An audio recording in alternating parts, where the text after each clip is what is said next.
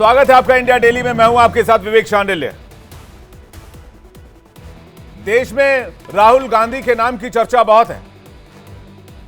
बेशक राहुल गांधी इस वक्त देश में नहीं है, वो विदेश में, लेकिन फिर भी राहुल गांधी के बयान पर इस देश में सियासत गर्म है। राहुल गांधी बीते दिन चीन को लेकर बात कर रहे थे, तो बीजेपी और आरएसएस ने राहुल गांधी का आड़े हाथों लिया। इसके साथ ही पीएम मोदी और चुनाव आयोग तक पर उन्होंने सवाल खड़े किए। यहां तक कि उन्होंने कहा कि पहले भारत में डर लगता था, लेकिन अब नहीं लगता है। साथ ही साथ सिखों को लेकर, देश के दूसरे मसलों को लेकर, आरक्षण को लेकर राहुल गांधी ने खुलकर बातचीत की है। तो राहुल गांधी जब भारत के बारे में विदेश की सरजमी पर बात करते हैं तो कैसे देश की छवि खराब नहीं होती है? भारत के आंतरिक मामलों को, भारत की राजनीति को क्या विदेश के मंचों पर चर्चा की जानी चाहिए, वो भी एलओपी की तरफ से? ये बहुत गंभीर सवाल है। इसलिए मैं आज पूछना चाहता हूं, क्या राहुल गांधी विदेश में जाकर भारत की छवि को धूमिल करते हैं? क्या राहुल गांधी विदेश में सैम पित्रोदा की स्क्रिप्ट पढ़ रहे हैं? और क्या राजनीतिक पार्टियां सत्ता के लिए देश की छवि को दांव पर लगा रही हैं? इसी पर आज बड़ी डिबेट, लेकिन पहले एक रिपोर्ट देखिए।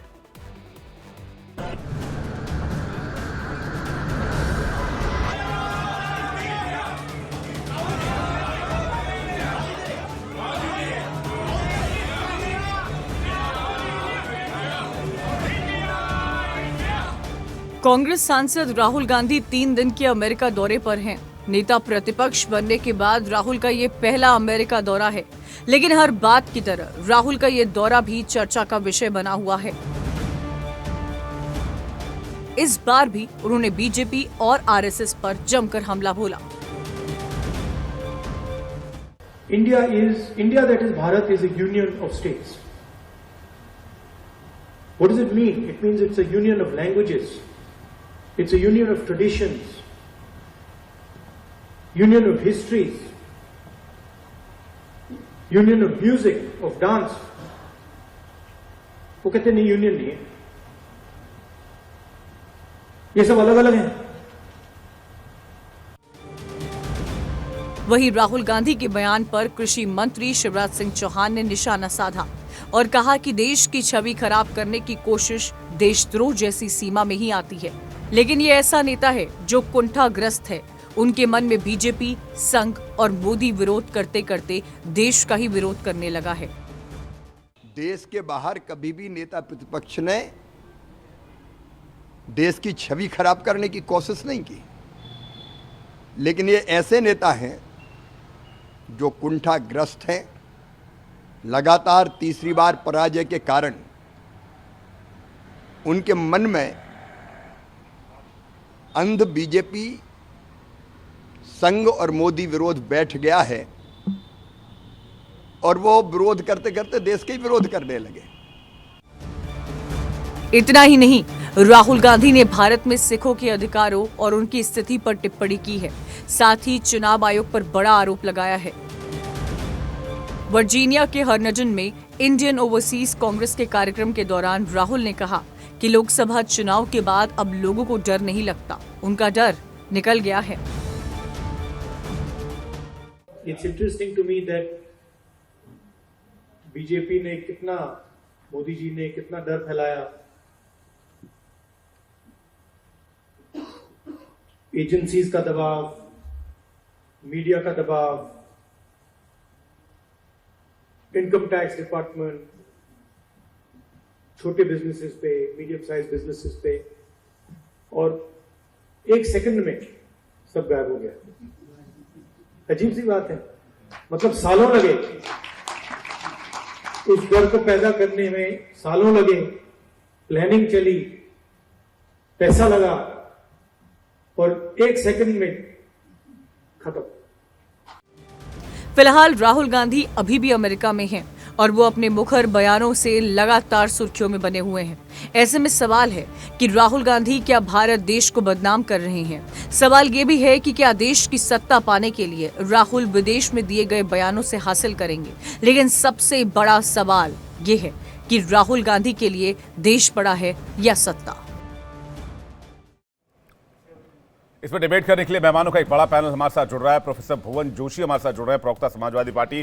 किशोर तिवारी हमारे साथ जुड़ रहे हैं, नेता शिवसेना यूबीटी गुट से। सौरभ दुबे हमारे साथ जुड़ रहे हैं, राजनीतिक विश्लेषक हैं। ऋषभ तिवारी प्रवक्ता बीजेपी हमारे साथ जुड़ रहे हैं और चित्रा बाथम कांग्रेस की प्रवक्ता हमारे साथ जुड़ रहे हैं। आप सभी मेहमानों का मैं बहुत बहुत स्वागत करता हूं। सबसे पहले चित्रा जी आपसे सवाल करना चाहूंगा। चित्रा जी, क्या इस देश में सिखों को किसी ने कड़ा पहनने से रोका हो, गुरुद्वारा जाने से रोका हो, या फिर किसी ने उनको उनका धर्म फॉलो करने से रोका हो? और राहुल गांधी अगर इस तरह की बात कर रहे हैं तो ये उन्होंने कहां होते हुए देखा है? हेलो विवेक जी, आपको मेरी आवाज आ रही है? जी आ रही है, बिल्कुल आ रही है। विवेक जी, सबसे पहले तो मैं ये बताना चाहूंगी कि बीजेपी जो आज ये प्रोपेगेंडा चला रही है कि राहुल जी विदेश में जाके देश का नाम खराब कर रहे हैं, वो क्यों कर रहे हैं?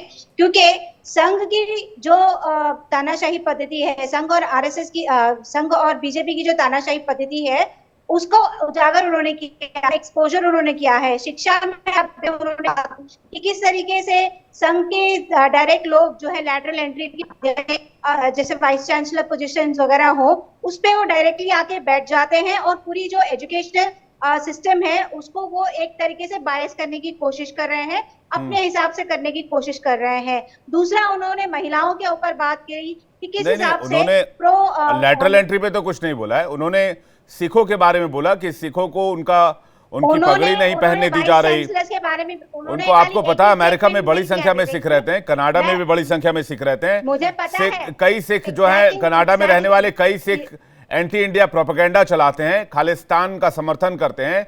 ऐसे में एक एलओपी का ये बयान कितना एक गंभीर बयान हो सकता है? मैं इस पर आपकी राय चाह रहा हूं चित्रा जी। मैं आपको वही बता रही हूँ कि उन्होंने वहां पे जो एग्जाम्पल दिया है, क्योंकि वहां पे सिख समुदाय जो इतने बड़ी मात्रा में है, हम आपको भी याद दिलाना चाहेंगे मात्रा में नहीं, संख्या में मैम, के खिलाफ 9/11 के बाद।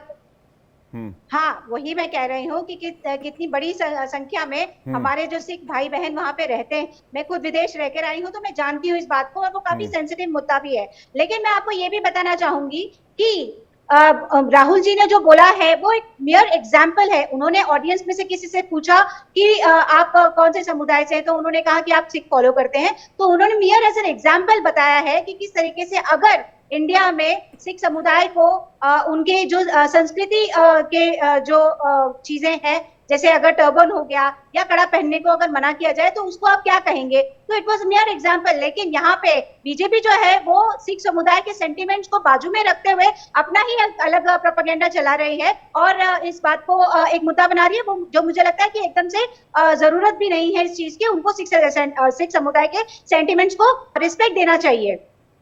जी, उन्होंने कहा कि भारत में सिख समुदाय के बीच चिंता इस बात की है कि उन्हें पगड़ी कड़ा पहनने की इजाजत दी जाएगी या नहीं, क्या वो गुरुद्वारा जा सकेंगे। ये चिंता सिर्फ सिखों की नहीं है बल्कि सभी धर्मों के लिए है। मैं आपसे चाहूंगी विवेक जी कि आप एक बार फिर से पूरा उनका बयान चलवा दीजिए, बिकॉज वर्बाटिम ये नहीं है जिस हिसाब से आप प्रेजेंट कर रहे हैं। अगर आप एक बार चला देंगे तो मुझे ऐसा लगता है कि सभी के डाउट्स जो है यहाँ पे क्लियर हो जाएंगे। नहीं, हर जगह यही सेम लिखा हुआ मैम। मैं जितने भी मैंने जो खुद सुना है और जितने मैंने आर्टिकल्स पढ़े हर जगह वही है। जी, आप एक बार वीडियो प्ले कर दीजिए सर। आप मुझे इसका मतलब बता देंगे तो फिर मैं आपको बयान भी सुना दूंगा। मैं पीसीआर से रिक्वेस्ट करूंगा कि कृपया वो बयान रेडी रखें, मैं उस बयान पर दोबारा आऊंगा तो मैं आपको वो बयान भी सुनवा दूंगा। लेकिन क्या इस तरह का बयान सही है चित्रा जी? मुझे ऐसा नहीं लगता। वो एक पब्लिक प्लेटफॉर्म पे उन्होंने एक बयान दिया है और उन्होंने इसको एक एग्जाम्पल के तौर पे बयान दिया है, तो उसमें कोई भी नुक्स निकालना ये मुझे नहीं लगता कि ठीक है। ऋषभ तिवारी, क्या राहुल जी के बयान को तोड़ मड़ोड़ कर पेश कर रहे हैं आप लोग? सबसे पहले धन्यवाद इंडिया डेली लाइव का, जिन्होंने चर्चा के लिए आमंत्रित किया। मुझे लगता है कि देश की जनता ना तो बेवकूफ है, ना तो यहाँ पे बैठे जो रिसर्चर है आपके चैनल के वो गलत रिसर्च करते हैं। इसलिए मैं कह रहा हूं क्योंकि इन्होंने कहा कि क्या स्टेटमेंट आपने दिखाया, कोई गलत स्टेटमेंट नहीं दिखाया जा रहा है, पॉइंट 1। दूसरा, सिखों की जो वो बात कर रहे हैं कि उनको पगड़ी पहनने दिया जाएगा या नहीं दिया जाएगा, तो शायद देश की जनता इतनी बेवकूफ नहीं है। वो दिन वो 1983 का नहीं भूली है। और जिस सैम पित्रोदा के एडवाइजरी पैनल पे ये पूरा कार्यक्रम ऑर्गेनाइज था, ये वही सैम पित्रोदा है जिन्होंने कहा था सिख दंगे हुआ तो हुआ, हुआ तो हुआ, जो रक्त चरित पे कहे हुआ तो हुआ, जो खूनी खेल पे कहे हुआ तो हुआ, और उसको बैठ के जस्टिफाई अगर कांग्रेस की प्रवक्ता कहें और सिखों का सेंटिमेंट करने की बात कहें तो इससे बड़ा दुर्भाग्यपूर्ण बात नहीं हो सकता। पहले तो उन्हें माफी मांगनी चाहिए 1983 पे, फिर अपना स्टेटमेंट शुरू करना चाहिए था। पॉइंट 1। दूसरी बात, आपने कहा कि राहुल गांधी जी ने विदेश में जाके फिर से ऐसा कुछ बयान दिया है और जो ये निकल कर आ रहा है, ये कोई आश्चर्यजनक बात नहीं है। राहुल गांधी जी जो मुंह पे मोहब्बत की दुकान और दिल में जहर का बाजार लेके घूमते हैं, उनसे और हम उम्मीद भी क्या कर सकते हैं। वो बाहर जाएंगे और ऐसे ही नफरत फैलाएंगे, ये जग जाहिर हो चुका है। अगर ये विपक्ष के नाते वहां बैठे थे, राजनीतिक लड़ाई हम देश में लड़ते हैं, लेकिन जब विदेश की बात आएगी तो हमें एकजुट होकर अपनी लोकतंत्र की खूबसूरती को दर्शाने की आवश्यकता है। विपक्ष में हमने बहुत लंबे समय तक अनुभव रहा है रहने का। कांग्रेस का ये कहना है ऋषभ तिवारी कि उनके बयान को तोड़ मड़ोड़ कर पेश किया जा रहा है। मैं पीसीआर से जानना चाहूंगा क्या वो बयान रेडी है उनका? मैं एक बार वो बयान सुनते हैं, उसके बाद फिर डिबेट को आगे बढ़ाते हैं। चलाइए वो बयान और ट्रांसक्रिप्शन के साथ चलाइएगा please. It's interesting to me that BJP ने कितना, मोदी जी ने कितना डर फैलाया, एजेंसीज का दबाव, मीडिया का दबाव, इनकम टैक्स डिपार्टमेंट, छोटे बिजनेसेस पे, मीडियम साइज बिजनेसेस पे, और एक सेकंड में सब गायब हो गया। अजीब सी बात है, मतलब सालों लगे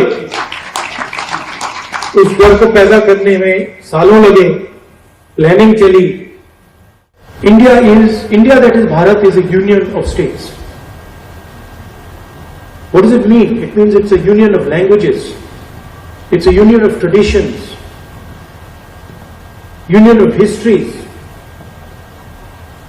union of music, of dance. वो कहते नहीं, यूनियन नहीं है, ये सब अलग अलग है। India that is Bharat is a union of states. What does it mean? It means it's a union of languages, it's a union of traditions, union of histories, union of music, of dance. The fight is about whether he, as a Sikh, is going to be allowed to wear his turban in India. Or he, as a Sikh, is going to be allowed to wear a kada in India. Or he, as a Sikh, is going to be able to go to a Gurdwara. That's what the fight is about. And not just for him, for all religions. The fight is about whether he, as a Sikh, is going to be allowed to wear his turban in India. तो एक सिख को पगड़ी पहनने की इजाजत नहीं है। उन्होंने जो अभी राहुल गांधी ने कहा कि भारत में ऐसा लगता है कि सिख को पगड़ी पहनने के लिए इजाजत नहीं है, कड़ा पहनने की इजाजत नहीं है, और ये सिखों के लिए नहीं है, ये सभी धर्मों के लिए। अब मुझे लगता है चित्रा जी ने शायद ये इंग्लिश में राहुल जी का बयान था और हम उसको लगातार विजुअल में भी चला रहे हैं, अगर उनको कोई कंफ्यूजन हो तो वो देख सकती है। अब आप इस पर जवाब देंगे चित्रा जी? नहीं है, मैं वही बता रही हूँ विवेक जी। मैंने जैसे पहले कहा कि उन्होंने उदाहरण के तौर पे ऑडियंस में किसी को पॉइंट आउट करते हुए कहा कि if he as a Sikh is not allowed to wear customary things like a कड़ा, तो उन्होंने एज अ एग्जाम्पल दिया है। आप कृपा करके उनके बयान को तोड़ मड़ोड़ करके उनको देश में कम्युनल वातावरण क्रिएट करने की कोशिश ना करें, भ्रम ना फैलाएं। अच्छा, कम्युनल वातावरण बनाने की कोशिश हम कर रहे हैं चित्रा बातम? सीधी सी बात है। आप क्या बोल रही हैं? आप क्या बोल रही हैं आपको पता है ना? आप क्या बोल रही हैं आपको पता है? एज अ न्यूज चैनल हम कम्युनल माहौल बनाने की कोशिश कर रहे हैं। इसीलिए मैं आपको बोल रही हूँ, आपका ट्रांसलेशन में गड़बड़ी है। मेरे ट्रांसलेशन में गड़बड़ी है, मेरी इंग्लिश में गड़बड़ी है, मैं इंग्लिश नहीं समझता हूँ। आपको अगर मैं आपको वही बता रही हूँ, मैंने पहले भी इसीलिए मैंने जानबूझ से आपसे ये वापस से वीडियो चल रहा है। जोशी जी, मैं 5 बार वीडियो चलाने के लिए तैयार हूँ, लेकिन प्लीज इस तरह से एलिगेशन मत लगाइए। आप बहुत मैच्योर लीडर हैं, इस तरह के बेसलेस एलिगेशन और इमेच्योर एलिगेशन मत लगाइए और इमेच्योर बाइट मत पास किया कीजिए please. It's a request, kindly understand, it's a request. Joshi ji, मैं जोशी जी के पास आऊँ। किसी को पॉइंट आउट किया है, जी आप कह सकते हैं अपनी बात, लेकिन आप ये नहीं कह सकते कोई कम्युनल माहौल बनाने की कोशिश कर रहा है। जोशी जी। विवेक जी, जो राहुल जी ने कहा है मुझे लगता है वो देश में हो भी रहा है। मैं देख पाता हूँ किस प्रकार मुस्लिम समाज के लोग नमाज अदा करते हैं और देश में वो विजुअल उपलब्ध हैं कि किस प्रकार पुलिस वाले आके उनकी सड़क पर पिटाई करने का काम करता है। इसी देश में ये हो रहा है। मैं देख पाता हूँ मोदी 202 गवर्नमेंट में किस प्रकार एक भारतीय जनता पार्टी का सांसद अल्पसंख्यक समाज के लिए सदन के अंदर रहकर कैसे उनकी इज्जत को तार तार करता है और भारतीय जनता पार्टी के जो अन्य लोग थे संसद में वो पीठ थपथपाने का काम करते हैं। ये भी इस देश ने देखने का काम करा है। और लगातार किस प्रकार लोकतंत्र की हत्या हुई, वो चंडीगढ़ का उदाहरण काफ़ी नहीं है। चंडीगढ़ में तो उन्होंने लोकतंत्र की हत्या करी। किस प्रकार 150 सांसदों को एक साथ निलंबन करके इस देश में लोकतंत्र की हत्या करने का प्रयास हुआ, ये भी देश ने देखा है। आज राहुल जी ने कहा है कि आज देश का जो माहौल है वो बदला हुआ है क्योंकि आज विपक्ष बहुत मजबूत स्थिति में है। तो आज भारतीय जनता पार्टी के लोग जो मोदी 02 गवर्नमेंट तक हिम्मत कर पाते थे कि एक तानाशाही चलाने की, आज वो तानाशाही इनसे नहीं चल पा रही है। और इस प्रकार के उदाहरण देकर वो जो हमारी साथी प्रवक्ता कांग्रेस की उन्होंने भी बताने का काम करा है कि माननीय राहुल गांधी जी ने एक उदाहरण पेश किया है, लेकिन अल्पसंख्यक समाज पर हम प्रदेश में भी देख पा रहे हैं। उत्तर प्रदेश से मैं आता हूँ, उत्तर प्रदेश में भी हम देख पा रहे हैं कि इस प्रकार माननीय हमारे यहाँ के मुख्यमंत्री योगी जी हमारे, वो किस प्रकार एक घटना घटती है लखनऊ में, 16 लोग उसमें नामजद होते हैं, लेकिन उनको जो सेलेक्टिव पॉलिटिक्स उनको सूट करती है वो दो ही समुदाय के नाम लेते हैं, एक मुस्लिम का एक यादव का, जबकि वो आरोपित जरूर थे लेकिन वो उस समय उपलब्ध भी नहीं थे, लेकिन उनको वो सूट करता है, इसलिए उनकी राजनीति को सूट करता है। तो एक यादव को और एक मुस्लिम को नाम लेकर वो 14 लोगों का नाम नहीं लेते हैं। ये सेलेक्टिव पॉलिटिक्स में उत्तर प्रदेश है। जोशी जी, जो आशंका जताई गई, आप मुझे बताइए, आप कभी मंदिर जाते हैं? जी जाते हैं जी। आपको कभी किसी ने रोका नहीं कि भाई आप मंदिर नहीं जा सकते, अंदर दाखिल नहीं हो सकते, आप टीका नहीं लगा सकते, आप तिलक नहीं कर सकते, आप पूजा नहीं कर सकते, आप घंटी नहीं बजा सकते, किसी ने रोका? अखिलेश यादव जी ने राम मंदिर जाने से रोका। मैं सर ने कहा, हमारे साथी हैं, इन्होंने कहा ऐसा भी हुआ है। किस प्रकार हमने देखा हमारे नेता माननीय अखिलेश यादव जी जो ओबीसी समाज से आते हैं और जन्मजात ओबीसी है, क्योंकि इस देश में दो परिपाटी चल रही है, एक कृत्रिम ओबीसी नेता है हमारे पास, मैं थोड़ा सा कंप्लीट कर लूँ, कृत्रिम ओबीसी भी नेता भी हमारे पास है, देश में उपलब्ध है, और हमारे तो जन्मजात ओबीसी नेता है। वो मंदिर में गए थे कन्नौज में और किस प्रकार उसको भारतीय जनता पार्टी के लोगों ने धोने का काम करा, इसी देश में देखा है। और बहुत सम्मान करता हूं मैं विवेक जी आपका।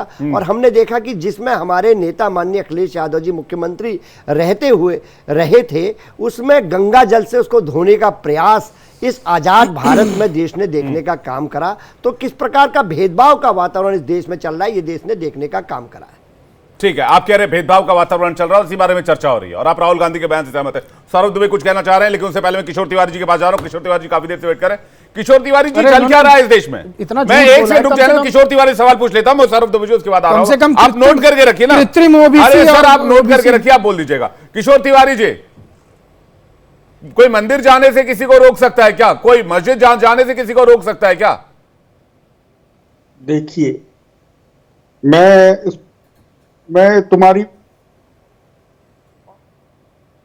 तीनों भी भाषण सुने और राहुल जी ने मोदी जी का जो तवैया है संप्रदाय के बीच मतभेद पैदा करने का, उसको आरएसएस से जोड़ दिया है, तो ये थोड़ा मुझे गलत लगा।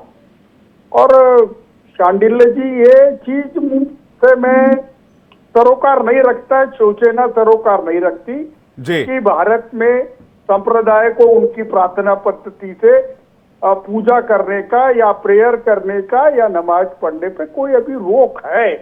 लेकिन मोदी जी जिस प्रकार की भाषा बोलते हैं तो वो संप्रदाय के बीच तनाव पैदा कर रहे हैं। ये बात का अगर बात होती है तो मैं तो बीजेपी के है जो मोदी भक्त है वो भी इसी प्रकार की बातें करते हैं, तो ये नहीं होना चाहिए। भारत ये संघराज्य है, अभी भारत की संस्कृति एक है, भारत की सनातन धर्म की संस्कृति एक है, लेकिन संप्रदाय की प्रार्थना पद्धति अलग अलग है, तो उसका भी सम्मान होना चाहिए। अब जब प्राइम मिनिस्टर बोलते थे तो विवेक जी क्या ये लोग आएंगे, मंगलसूत्र आपका लेके जाएंगे, आपकी भैंस लेके जाएंगे, आपकी नल की टोटी लेके जाएंगे, ये सब चीजें प्राइम मिनिस्टर से शोभा नहीं देती। अभी आपने बोला कि विपक्ष के नेता ने भारत के बाहर जाके विपक्ष के नेता ने बाहर जाके भारत की बदनामी नहीं करनी चाहिए, तो वो उन्होंने इस बात से मैं सरोकार भी रखूंगा, लेकिन उन्होंने जो वास्तविकता बताई है, किसानों की समस्या, बेरोजगारों की समस्या, क्या इस पर चर्चा नहीं होनी चाहिए? जो सवाल पूछेंगे उसके जवाब देने नहीं चाहिए। लेकिन राहुल जी के सारे विचारों से हम सहमत नहीं है और हम हिंदू राष्ट्र की संकल्पना में विश्वास रखते हैं। ठीक है किशोर तिवारी जी, एक सवाल आपसे पूछता हूं, बाकी मैं जो सांप्रदायिक ताने बाने वाली बात कही है मैं बीजेपी के प्रवक्ता से पूछ लूंगा और बाकी पैनलिस्ट से पूछ लूंगा। किशोर जी मुझे एक बात बताइए, आप अपने घर के प्रॉब्लम पड़ोसियों से डिस्कस करते हैं, घर के अंदर डिस्कस करते हैं? देखो, मोदी जी अगर भाषण देते हैं तो दुनिया में जाता है। मोदी जी ने जब कहा कि जिस प्रकार की भारत में प्रजातंत्र की हत्या की जा रही है, सीबीआई, ईडी और सब संवैधानिक संस्था का दुरुपयोग हो रहा है, तो ये दुनिया देख नहीं रही है। क्या ये पहले एलिगेशन नहीं लगे?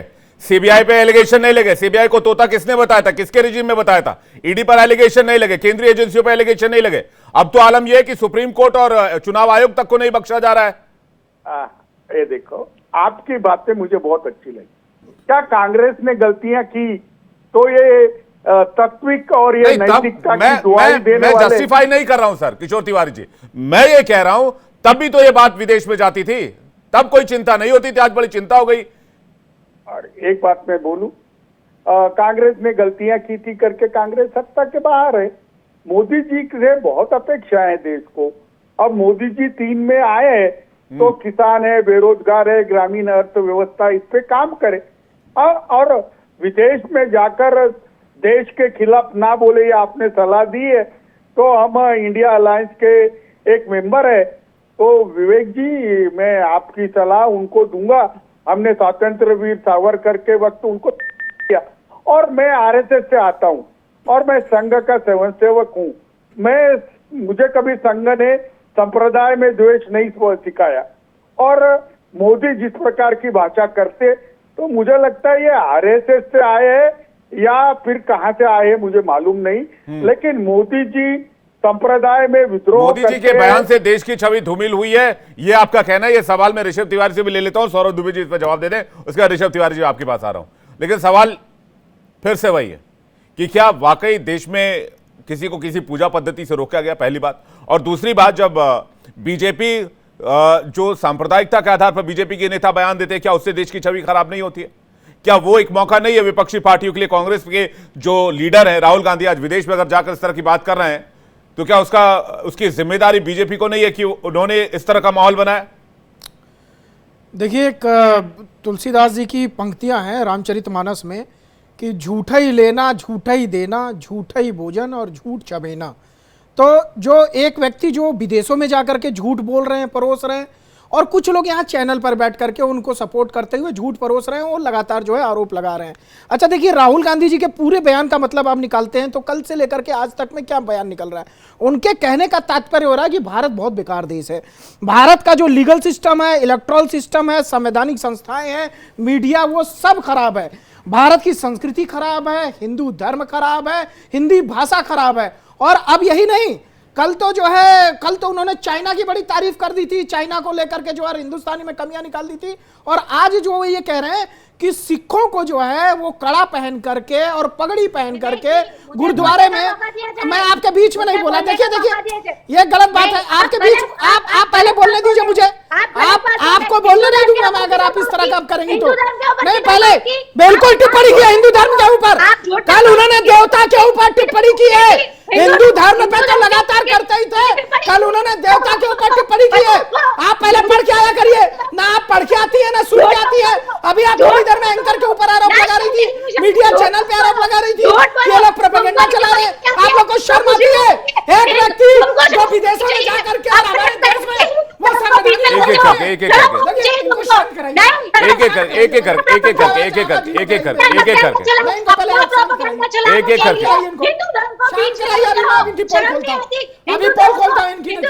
आप शांत कराएंगे, बीच में मैं बोलूंगा, आप शांत होंगी, मैं फिर बोल, आप अपनी बात रखिए। देखिए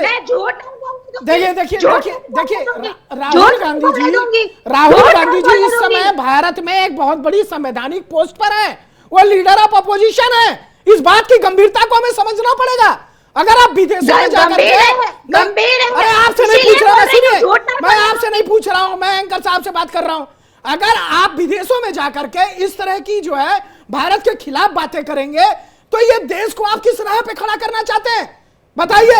ये शर्मनाक नहीं है कि आप लगातार जो है हिंदुओं को जो है यहाँ पे आपके पार्टी के गठबंधन के लोग जो है गाली दे रहे थे, और कल आपने हिंदुओं के देवताओं पर वहां पर कमेंट किया, आज आप सिखों पर कमेंट कर रहे हैं। इस देश से माफी कब मांगेंगे, आपसे पूछ रहा हूँ। अच्छा आप एक बात बताइए, क्या राहुल गांधी ने ये नहीं बोला था कि हिंदू जो है, हिंदू लोग जो है मंदिर में लड़कियां छेड़ने जाते हैं? ठीक है, जवाब लेते हैं। इसी बात का जवाब दीजिए। चित्रा बाथम जवाब दीजिए। ठीक है, जवाब दीजिए। चित्रा बाथम जवाब दीजिए। यही बोल रही हूँ, एक तो ये अपना एजेंडा चलाने के लिए हिंदू धर्म को बीच में, मेरा एजेंडा देश का एजेंडा है, मैं आहत हूँ।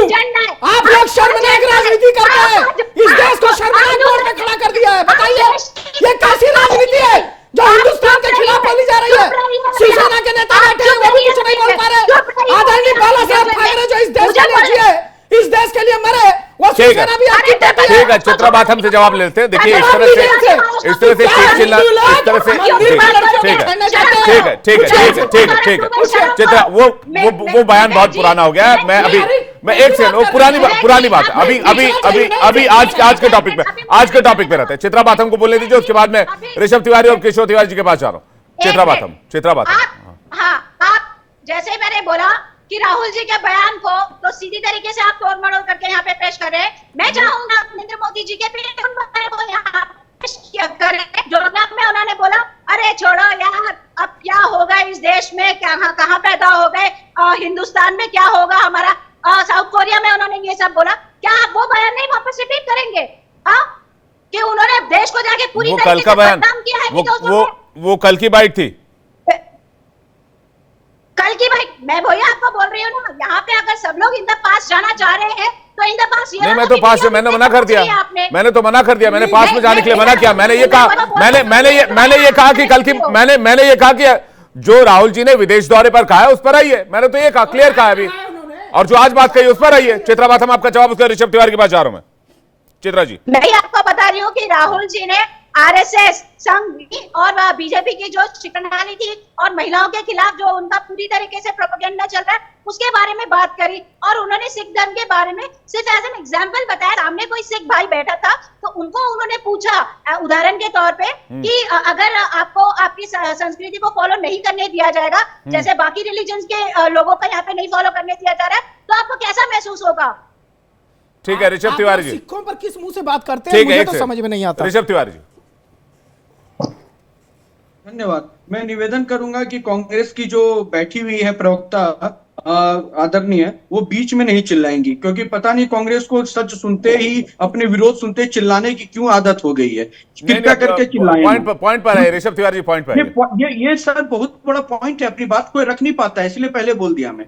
दूसरी बात सर, जो विषय निकल कर आज जो टॉपिक है, जो राहुल गांधी जी ने कहा कि पगड़ी लगाने में भी डर लग सकता है, या जो हमारे समाजवादी पार्टी के वरिष्ठ प्रवक्ता ने कहा कि नमाज रोड पे अदा किया जाता है, उस पर भी कार्रवाई हो रही थी, तो ये बोलते हुए वास्तविकता क्या है मैं इनको बता देता हूं। वास्तविकता ये है कि बंगाल में दुर्गा पूजा का विसर्जन नहीं निकालने दिया जाता है। वास्तविकता ये है कि झारखंड के हजारीबाग में रामनवमी जुलूस पे बैन लगता है, लेकिन उस पे ये शब्द नहीं बोलेंगे। तुष्टीकरण की राजनीति करके देश को बदनाम करना इनके अंदर चरित्र बन चुका है। और जहां तक नमाज अदा की बात है, रोड पे नमाज अदा करने से कई लोगों को तकलीफें होती थी।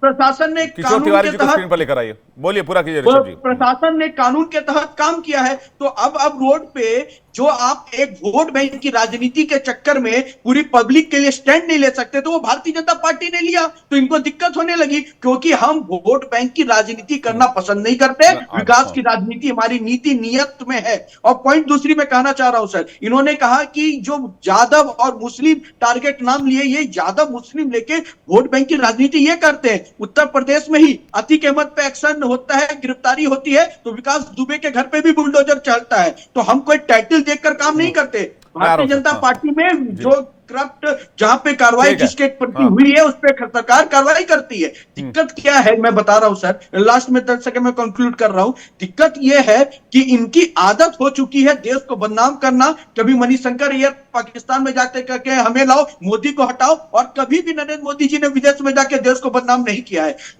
क्या हिंदू मुसलमान की राजनीति से देश की बदनामी नहीं होती है सर? ऋषभ तिवारी जी, क्या बोल रहे हैं? क्या कम्युनल बयान देने से या हिंदू मुसलमान की राजनीति करने से देश की बदनामी नहीं होती है?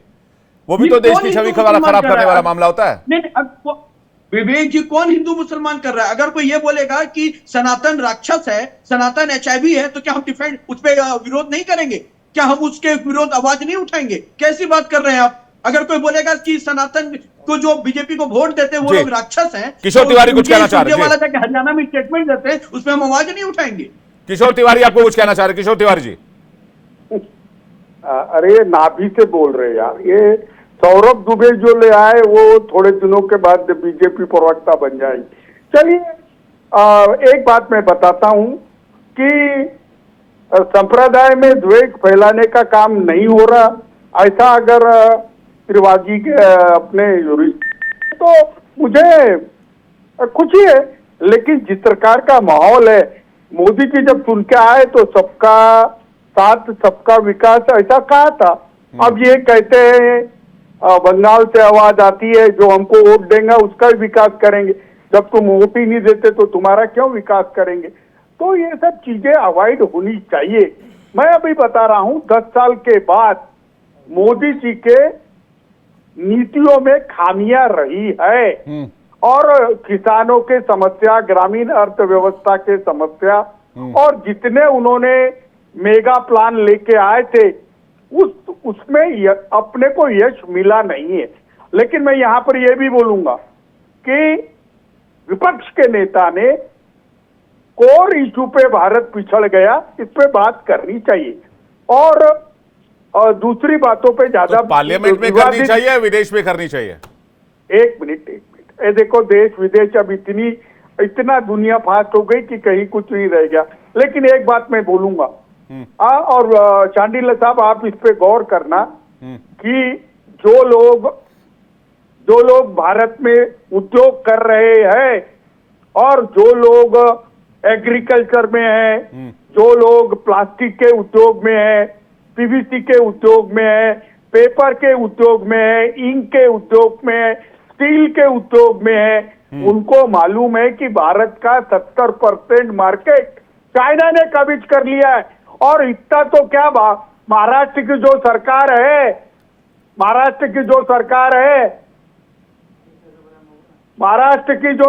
है उसने तो ये किया है, उसने चाइना से एग्रीमेंट किया है। चाइना से एग्रीमेंट कर उन्होंने 1 लाख करोड़ के एक तरफा करार किए। तो ये इस बातों का सत्य तो हमें बताना पड़ेगा, इस बातों का सत्य तो बताना पड़ेगा ना। ठीक है, इस पर ऋषभ तिवारी जवाब देना चाह रहे हैं, लेकिन जोशी जी काफी देर से इंतजार कर रहे हैं। जोशी जी कुछ कहना चाह रहे हैं? जोशी जी, देखिए विवेक जी, आपको अच्छे से याद होगा 80-20 की बात करके जो आपने विषय उठाया है, मैं इसलिए आपका बड़ा सम्मान करता हूं कि 80-20 की बात करके एक संवैधानिक व्यक्ति पद पर रहते हुए व्यक्ति कैसे चुनाव में जाता है, ये पूरे देश ने देखा। और कौन थे वो? आदरणीय हमारे मुख्यमंत्री योगी जी थे।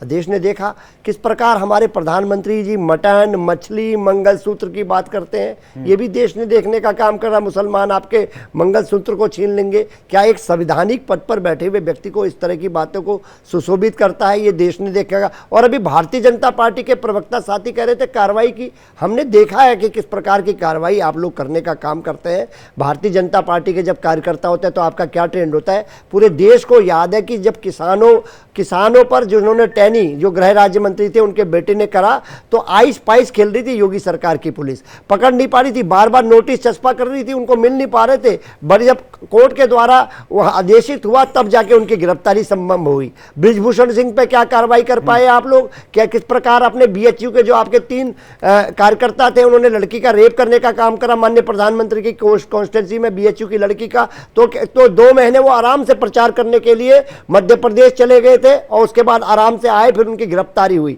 और अभी 2 की जमानत भी आपकी जो पैरवी सरकार नहीं कर पाई उनमें से 2 की जमानत हो गई है। ये भी प्रदेश देख पा रहा है। आपका किस प्रकार से अगर जो आपका विधायक था किस प्रकार उसने बेटी की हत्या कर रही और उसके पूरे परिवार को निपटा दिया, ये भी माननीय योगी जी के कार्यकाल में, प्रधानमंत्री के कार्यकाल में हो रहा है। तो किस प्रकार आपका भेदभाव विपक्ष के नेताओं के प्रति रहता है और किस प्रकार का आपका जो अपने लोग जो आपके पकड़े जाते हैं विभिन्न कार्रवाइयों में उनमें किस प्रकार की ढीली कार्रवाई होती है? थोड़ी देर पहले जोशी जी एक सवाल किशोर तिवारी जी ने पूछा था कि भाई चाइना के साथ जो आपका रिलेशन रहा और चाइना में जो इंपोर्ट है, चाइना से जो सामान आते हैं वो चाहे वो इंडस्ट्रियल हो, चाहे वो मैकेनिकल हो, चाहे वो फार्मर्स के लिए हो, उस मामले में भारत बहुत आगे निकल गया कि हम चाइना से सामान बहुत इंपोर्ट करने लगे। तो मैं ये पूछना चाहता हूं कि यूपीए लेड गवर्नमेंट में चाइना के सस्ते सामानों के लिए भारत का बाजार, भारत का प्लेटफॉर्म किसने दिया? किसकी सरकार थी 2004 से लेकर? देखिए विवेक जी, मैं बहुत स्पष्टता से कहना चाहता हूं, हमारे नेता स्वर्गीय माननीय मुलायम सिंह जी ने भी कहा था कि चाइना भारत का नंबर 1 दुश्मन है और हम लोग इस बात को बिल्कुल स्टैंड करने का काम करते हैं। कोई सरकार करे, चाहे योगी आज मोदी जी की सरकार करे, चाहे कांग्रेस ने करा, लेकिन हमारा बिल्कुल स्पष्ट मानना है कि चाइना भारत के लिए बहुत बड़ा खतरा है। ये भारतीय जनता पार्टी को सूट करता है। वो किस प्रकार पाकिस्तान, भारत पाकिस्तान, हिंदू मुस्लिम, मंदिर मस्जिद करती है, ये उनकी राजनीति है और देश को पता चल चुका है। आज चीन का गुणगान अगर किया जा रहा है तो चीन को मजबूत बनाने में भी तो किसी का हाथ रहा होगा। हमारी मैं ये सवाल सीधा पूछ रहा हूं कि भाई साहब, जब आपको आत्मनिर्भर होने की बारी थी, जब आप आत्मनिर्भर हो सकते थे, तो आप चीन निर्भर हो गए। मैं आपको विवेक जी अपनी पार्टी का, देखो मैं पार्टी का प्रवक्ता हूं तो पार्टी का स्टैंड बता सकता हूं। हमारा ये मानना है, जो हमारे नेता माननीय मुलायम सिंह जी ने हमें लाइन दी है, वो लाइन जो उन्होंने देश को भी लाइन दी है, उन्होंने कहा था कि चाइना भारत का नंबर 1 दुश्मन है। जी ठीक है। सौरभ दुबे कुछ कहना चाह रहे हैं, उसके बाद ऋषभ मैं आपके पास आ रहा हूं। सौरभ दुबे जी, देखिए अभी जिस प्रकार से मैं राहुल गांधी जी के जो है बयानों का जिक्र कर रहा था, तो क्या वो कहीं ना कहीं भारत को तोड़ने वाला बयान लगातार नहीं दे रहे हैं? क्या वो न्यायपालिका पर जो है हिंदुस्तान पर सवाल नहीं उठा रहे हैं? ये कल का उनका बयान था, कोई पुराना बयान तो है नहीं। क्या वो जो भारत की संवैधानिक संस्थाओं पे, चुनाव आयोग पे सवाल नहीं उठा रहे हैं? ये सब वो विदेश में जाकर के क्यों बोल रहे हैं? तोड़ने वाला बयान कैसे हो गया? ये अरे बिल्कुल तोड़ने वाला। अगर आप विदेशों में जाकर के भारत के संवैधानिक संस्थाओं पे सवाल उठाएंगे तो ये भारत को तोड़ने वाला बयान नहीं है। भारत के हिंदुओं पे सवाल उठाएंगे तो तैयार नहीं है, देवता पे सवाल उठाएंगे। एक सेकंड, दूसरी तरफ देखिए, ये जो समाजवादी पार्टी के बैठे हुए हैं प्रवक्ता, इन्होंने बड़ी चालाकी से अभी जो जाति की बात की थी, मतलब ये लुटेरों और गुंडों में जो अपराधी लोग हैं उनकी भी जातियां देखने लगे। पहले तो ये जो महिलाओं के प्रति लोग अपराध कर रहे थे उनको संरक्षण दे रहे थे, कन्नौज और अयोध्या इसका जीता जागता उदाहरण है। अब ये लोग जो है, जो डकैत हैं, जो चोर हैं, जिनको पुलिस पकड़ रही है, उनको भी राजनीतिक संरक्षण देने का काम कर रहे हैं और कह रहे हैं उसकी जाति है थी। क्या अब आप जाति के आधार पर जो है गुंडों और लोगों को पकड़ने का काम करेंगे? किशोर तिवारी जी के पास एक सुन लीजिए जल्दी से। ये जो आदरणीय किशोर तिवारी जी है, ये मन से तो जो देखिए, मन से तो संगी है, मन से पूरे संगी है, लेकिन जो तन से है वो कांग्रेसी, क्योंकि मजबूरी है इनकी।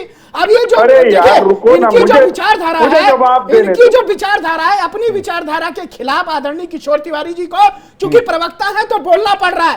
अदरवाइज जो है उद्धव ठाकरे जी, जो शिवसेना हिंदुत्व की पहचान हुआ करती थी, जो शिवसेना जो है इस देश का गर्व हुआ करती थी, आज वो शिवसेना राहुल गांधी और कांग्रेस के सामने घुटने टेक करके बैठी है। ये इनकी मजबूरी है और ये जवाब ले लीजिए, जवाब ले लीजिए सौरभ दुबे जी, जवाब ले लीजिए। हाँ देखो सौरभ, तुम ना जितनी ईमानदारी से, वफादारी से कर रहे हो, तो मैंने बोला ना आप जल्दी ही बीजेपी के प्रवक्ता बनोगे। मैं एक बात और गिन रहा हूं कि मेरे मित्र जो सुप्रीम कोर्ट के महामहिम भाजपा के साथ होता है क्या? तिवारी जी आप बड़े हैं, वरिष्ठ हैं, बताइए आप क्या देश के, अब देश के लिए आवाज उठाना, भारतीय जनता पार्टी के लिए जाना पड़ेगा देश में आवाज उठाने के लिए। अरे भाई तुम थोड़ा चुप तो बैठो यार, मैं मेरी बात रख लेता हूं, बाद में बोलूं। हाँ, आप इतना नाभि से बोल रहे हो तो उसका तो तुमको पुरस्कार मिलना चाहिए, इतना ही बोला मैं। लेकिन मैं कह रहा हूं कि भूषण गवई जो सुप्रीम कोर्ट के जज है और महाराष्ट्र भारत के सीजीआई बनने को जा रहे हैं, उन्होंने बोला कि बुलडोजर राज गलत है। आप आरोपी रहते हुए भी किसी के घर पे बुलडोजर नहीं चला सकते। तो ये बुलडोजर जो चल रहा है जिसमें 90% मुसलमानों के घरों पे चल रहा है, क्या सौरभ दुबे तुम्हारी आत्मा गवाह देती है कि इस प्रकार का नंगा नाच प्रजातंत्र की आइडेंटिटी करेंगे? और इनके तो सारे नेताओं के घर इलीगल है। अरे महाराष्ट्र के अंदर तो सीएम का आवास इलीगल है। आप बुलडोजर चलाइए ना, आप आरोपी है तो उसको सबक सिखाने के लिए। उद्धव ठाकरे जी ने भी बुलडोजर चलवाया था। एक सेकंड, उद्धव ठाकरे जी ने भी बुलडोजर चलवाया था और किस पे चलवाया था? कंगना रनावत के घर पे चलवाया था। वो वहां पर आपकी आत्मा जवाब दे रही थी किशोर तिवारी जी। अरे भाई, उस समय आपकी आत्मा जिंदा थी, उस समय आपकी आत्मा जिंदा थी। एक मिनट मैं जवाब दे रहा हूं। मैं बता रहा हूं सौरभ, महाराष्ट्र में हमारे खिलाफ कोई भी आवाज उठाएगा और हमको ललकारेगा तो उसको उखाड़ के फेंक देंगे। अरे ये तो लोकतंत्र नहीं हुआ ना किशोर तिवारी जी, कैसा लोकतंत्र नहीं है? यही तो तानाशाही है किशोर तिवारी जी। दोगले नहीं है। ये देखिए, अरे हम नहीं दोगले तो आप तभी हो गए थे जब आपने हिंदुत्व छोड़ दिया, जब आप जो है औरंगजेब के उसमें जाकर के मक्का टेक दिया, तभी आप दोगले हो गए थे। आप दोगले की परिभाषा मत दीजिए। एक जोशी जी मैं आ रहा हूँ, चित्रा बाथम कुछ कहना चाह रहे हैं जी। चित्रा बाथम कुछ कहना चाह रही है। अभी तो विवेक ने आपको उखाड़ दिया। अब मुद्दा सारा भटक गया। अब देखिए, लेटरल एंट्री पर चले गए, बुलडोजर पर चले गए, बहुत सारी चीजों पे चले गए, लेकिन चित्रा बाथम वापस टॉपिक पर आ रही है। चित्रा जी, मैं आपको यही बता रही हूँ कि हिंदुत्व की बात तो यहाँ पे बैठे जो बीजेपी पेरोल वाले राजनीतिक अगर ना करे तो वो ज्यादा बेटर है। महाराष्ट्र के अंदर हिंदू राष्ट्र के प्रणेता छत्रपति शिवाजी महाराज की इतनी बड़ी प्रतिमा गिर गई, उसके अंदर 38 करोड़ का घोटाला हो गया, अभी तक एक भी गिरफ्तारी नहीं हुई। और ये हमको हिंदू राष्ट्र के बारे में बताएंगे? इतना अत्याचार करने के बावजूद इन्होंने क्या हिंदुओं के लिए काम किया था, वो भी हमको बताएं। उस पर कार्रवाई हो रही है। सिर्फ और सिर्फ अपने किसके ऊपर कार्रवाई हुई? जयदीप आपने पकड़ा गया? अरे आप इतना भड़क रही हैं, राहुल गांधी जी पे जाके भड़किए जो देश के खिलाफ बोल रहे हैं। पता नहीं आपकी क्या मजबूरी है। प्लीज उनको बोलने दीजिए। चित्रा जी बोलिए। मैं हिंदू हूँ तो मैं क्यों नहीं भड़कूंगी? मैं हिंदू हूँ तो कैसे मान ले? चित्रा जी ऋषभ तिवारी को लेकर आइए। चित्रा जी ऋषभ तिवारी आप तो राहुल गांधी जी के बयान का विरोध नहीं कर रही। सौरभ दुबे जी होल्ड कीजिए, सौरभ जी थोड़ा सा। चित्रा जी पॉइंट पर रहिए। जी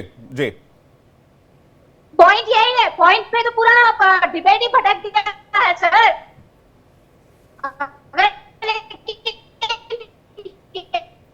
करेंगे तो हमें उसको कहीं ना कहीं बताना तो पड़ेगा। उसकी बात करते हैं और हिंदुत्व के जड़े को अत्याचार करते हैं। इन्होंने कहाँ पे हिंदू राष्ट्र रखा या कहाँ पे हिंदुत्व के जो प्रणेता थे छत्रपति शिवाजी महाराज तक को तो छोड़ा नहीं।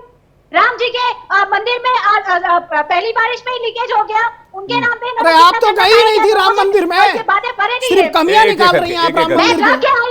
मैं 10th को राम जी के मंदिर में। अरे आप मतलब कांग्रेस निमंत्रण पे नहीं गई?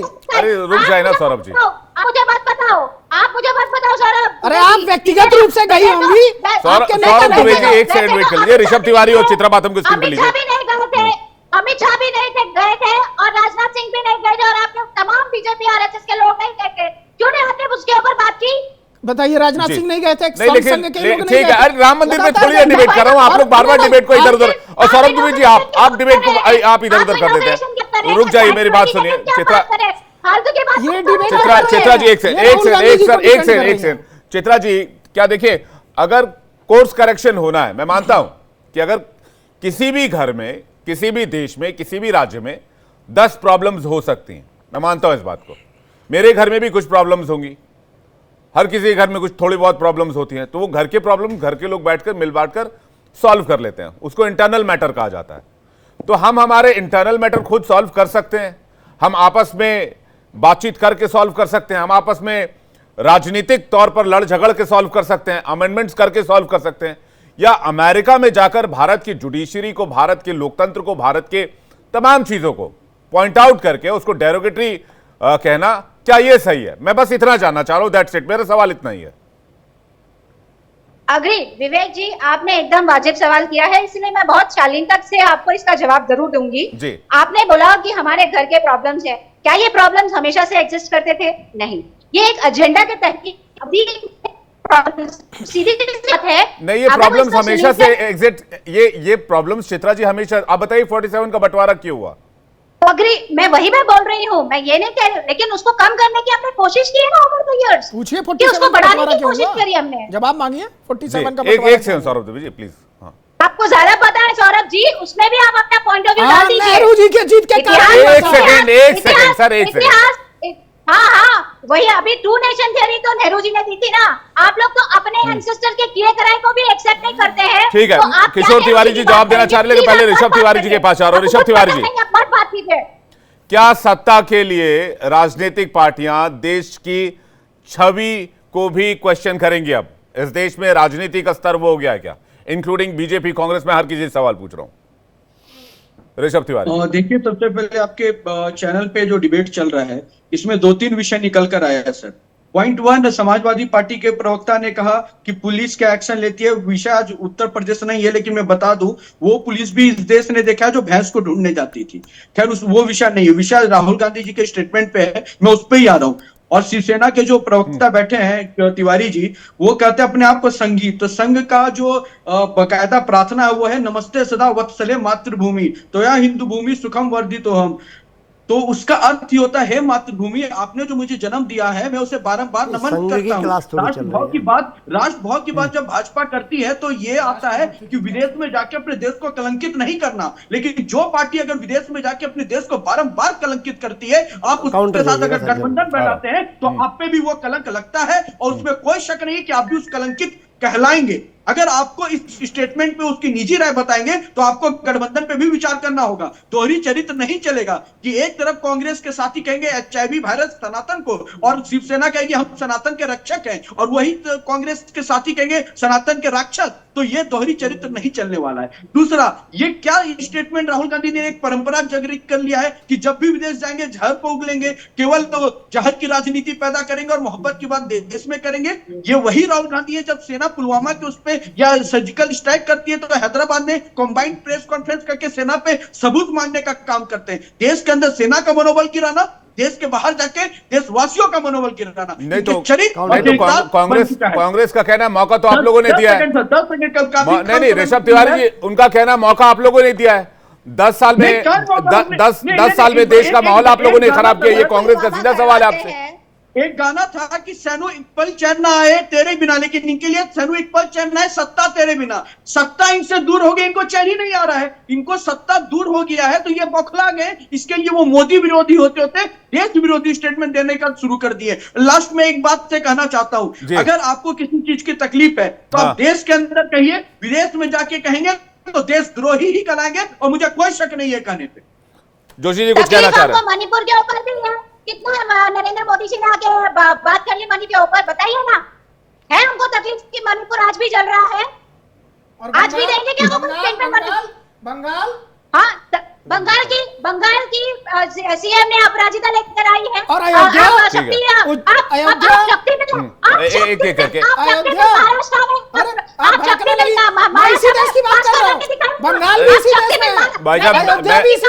मैं कर लूं, मैं डिबेट कर लूं। जोशी जी कुछ कहना चाह रहे हैं? जी, मैं ऋषभ तिवारी आ रहा हूं। जोशी जी कुछ कहना चाह रहे हैं? देखिए विवेक जी, जिस विषय पर आपने डिबेट कराई है कि आपका जो विषय है कि क्या LOP ने विदेश जाकर ऐसी कोई देश विरोधी बात कही है, बिल्कुल। क्या आपको साउथ कोरिया का माननीय प्रधानमंत्री जी का भाषण याद है? वो किस प्रकार देश को शर्मसार करने का काम करते हैं। वो कहने का काम करते हैं कि 2014 से पहले देश भारत का एक नागरिक होना शर्म की बात होती थी या गर्व की बात नहीं होती थी। ये क्या प्रधानमंत्री जी के शब्द होने चाहिए कि वो जाके विदेश में जाके क्या सर, विदेश में नहीं, बयान रिकॉर्डेड है, विदेश में जाके ये कौन सी तारीफ हुई भारत की, ये बताइए कौन से भारत का वो बढ़ने का काम करा। पहला विषय मैं आपसे पूछना चाहता हूँ, कंगना रनौत किस प्रकार हमारे जो स्वतंत्रता सेनानियों का अपमान करती है, और भारतीय जनता पार्टी वो किस प्रकार उनको पुरस्कृत करती है टिकट दे के, देश ने देखने का काम करा। वो कहती है कि देश को असली आज़ादी 2014 में मिली है, यानी कि जो हमारे सारे सारे स्वतंत्रता सेनानी थे, उनका त्याग और बलिदान की कोई वैल्यू नहीं है, और भारतीय जनता पार्टी इस बात को मानती है और उनको टिकट देने का काम करती है। मैं निश्चित तौर पे कहना चाहता हूं, आज जिस प्रकार का माहौल इन्होंने, नफरत भरा माहौल भारतीय जनता पार्टी ने पूरे देश में, प्रदेश में बना दिया है, यह निश्चित तौर पे देश के और प्रदेश के हित में नहीं है। ऋषभ तिवारी से क्लोजिंग रिमार्क ले रहा हूं, उसके बाद किशोर तिवारी जी आपके पास आ रहा हूं। ऋषभ तिवारी, तो ये जो कह रहे हैं दहशत का माहौल कहां है और किस स्टेट में है, पूरा जग जाहिर है। बंगाल पे चू रहेंगे, झारखंड में धर्म परिवर्तन हो रहा है, आदिवासियों के साथ खिलवाड़ हो रहा है, कत्लेआम हो रहा है, चू शब्द नहीं बोलेंगे। दूसरी इंपॉर्टेंट बात आज के विषय पे मैं फिर लाऊंगा, ये उधर उधर घुमाएंगे, मैं पॉइंट टू पॉइंट ही नहीं लेके आऊंगा। आज राहुल गांधी जी विदेश में जाके संघीय ढांचा की बात कर रहे हैं, भारत की बात कर रहे हैं, और ये भूल जा रहे हैं आपातकाल के दौरान इंदिरा टू इंडिया का नारा किसने दिया। इनके लिए तो भारत इनकी बपौती जागीर समझते थे। ये सोचते थे एक ही परिवार देश का राजा है और वही सत्ता चलाएगा। जिस दिन से जनता ने बताया कि राजा का बेटा ही राजा नहीं बनेगा, इनके अंदर खलबली मचनी शुरू हो गई। देश की जनता स्पष्ट कहती है, कांग्रेसी अब आना नहीं, देश के लोग अवेयर है और देश के लोग सब कुछ देख रहे हैं और सुन रहे हैं, और लोकतंत्र में जनता ही जनार्दन है। किशोर तिवारी जी आपका क्लोजिंग रिमार्क क्या है? देखिए, मैं चित्रावासन जी ने एक विषय निकाल लिया जिससे पूरा महाराष्ट्र व्यतीत है। मराठा गौरव, हिंदुओं के आराध्य देव और हिंदू पद पातशाही को या हिंदुओं को बचाने वाले शिवाजी महाराज के पुतला स्टेनलेस स्टील का बनता तो इतने जल्दी नहीं गिरता, ऐसा कहते हैं नितिन गडकरी। लेकिन है ना, सादे स्टील का भी बनाते तो भी वो गिरता नहीं, ऐसा एक्सपर्ट कहते हैं। वो एक वीर सावरकर के बारे में आपके कांग्रेस मित्र क्या कहते हैं किशोर जी? अरे बहुत अच्छी बात है, सावरकर हमारे लिए आराध्य है। अगर कांग्रेस, आपके कांग्रेस मित्र क्या कहते हैं उनके बारे में? अरे भाई, हमने उनको समझा दिया, सावरकर जी क्या है ये बता दिया। आप नहीं कहते, वो जब उनको जरा नॉलेज नहीं थी तब कह रहे थे, लेकिन अच्छा अब नॉलेज हो गई, अब नॉलेज हो गई। लेकिन एक बात है जी विवेक जी, मैं क्लियर कर रहा हूं जी, महाराष्ट्र में बीजेपी का सुपड़ा साफ करने के बाद हम कांग्रेस के जो हमारे मतभेद है उसको स्टार्ट आउट कर लेंगे। चलिए, मेरी तरफ से आपको आपके राजनीतिक उद्देश्य के लिए मैं शुभकामनाएं देता हूं। बाकी लोकतंत्र और राजनीतिक पार्टियां जब चुनाव में आती है तो फैसला जनता करती है। आप सभी मेहमानों का शुक्रिया करना चाहूंगा डिबेट में शामिल होने के लिए और अपना कीमती वक्त हमें देने के लिए। लेकिन राहुल गांधी जब भी विदेश जाते हैं तो बयानों का और विवादों का बवंडर जरूर उठता है, जो इस बार फिर से उठा है, और इतनी जल्दी शांत होगा ऐसा लगता नहीं है। बहरहाल वक्त एक ब्रेक का है, खबरें लगातार जारी हैं। इंडिया डेली पर बने रहिए हमारे साथ, फौरन लौट रहे हैं।